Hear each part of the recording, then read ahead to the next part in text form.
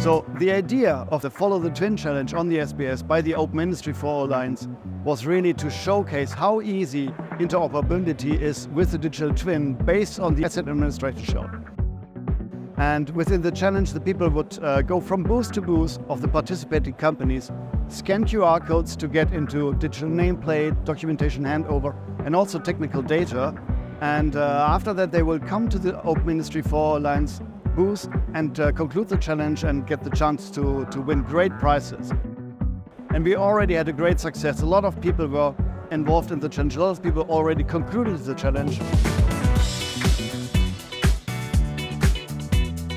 And for next year, for the HMI in Hannover, we plan to make it even bigger, even more interoperable with more companies, and will be a great success again.